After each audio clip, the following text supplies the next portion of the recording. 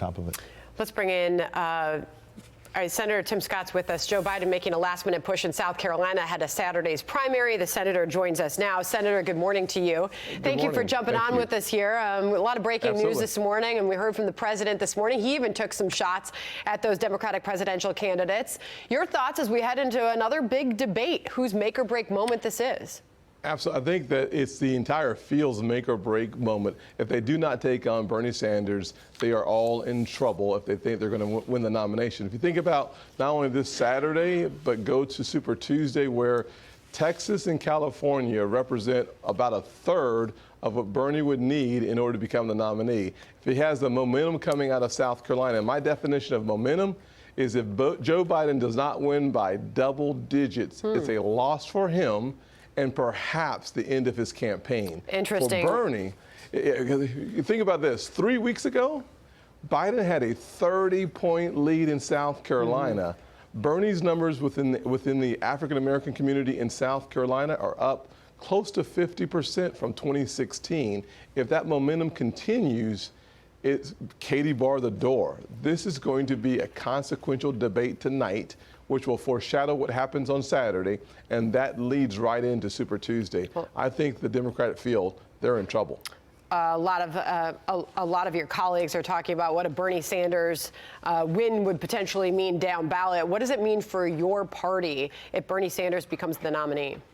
Was the clearest delineation between the two parties we've seen in 50 years. President Trump leading the greatest, strongest economic recovery, the great comeback, as he calls it, that this nation's seen in 50 years, versus someone who wants to not spend $50 trillion, but spend nearly $70 trillion on programs that are today unproven, including his health care, Medicare for all. What does that say to the seniors who've been contributing for years and years, perhaps decades, towards this eventuality of having their health care taken care of? Now we're going to throw in an amount of money, $50 trillion or so. Tough times. We'll see how that's hashed out on the debate stage.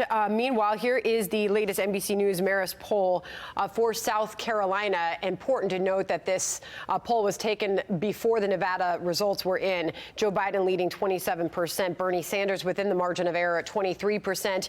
To Tom Steyer still in double digits, but Pete Buttigieg falls into single digits at 9%, Elizabeth Warren at 8%. Here's the New York Times headline this morning, Senator. Tonight's Democratic debate, everyone versus Bernie Sanders. Tonight's South Carolina debate is all about who can slow his momentum in Saturday's primary there and then next week on Super Tuesday. But the anti-Sanders lane is a traffic jam of more moderate candidates. Your thoughts on that, Senator?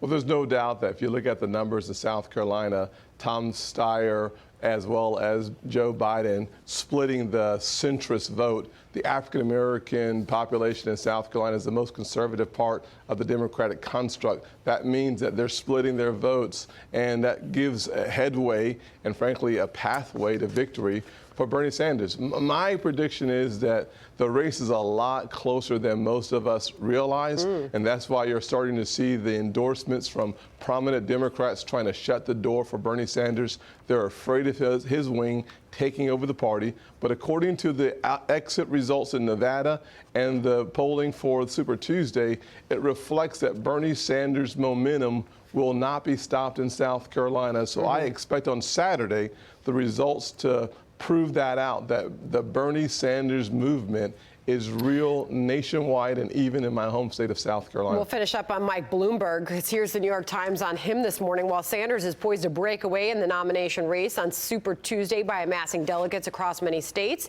Mr. Bloomberg and his limitless spending remain an obstacle to other candidates, in particular Mr. Biden. That could make Mr. Bloomberg a big target again. What do you expect from Mike Bloomberg, especially as his spokesperson told us on this program yesterday he's going to change his tactics and he's going to prepare a bit differently for the debate?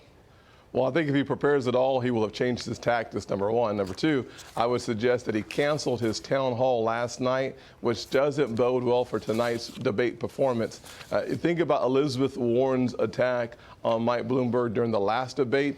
More of the same coming. Someone has to become the alternative to Bernie Sanders. I think everyone on the stage, except for Bernie, is vying for that position. So more than simply attacking Bernie Sanders, they're going to have to figure out how to make themselves the only alternative to Bernie Sanders. That's a tall order for all the candidates on the stage. Okay, Senator Tim Scott, appreciate your time this morning. Thank you. Yes, ma'am. Absolutely.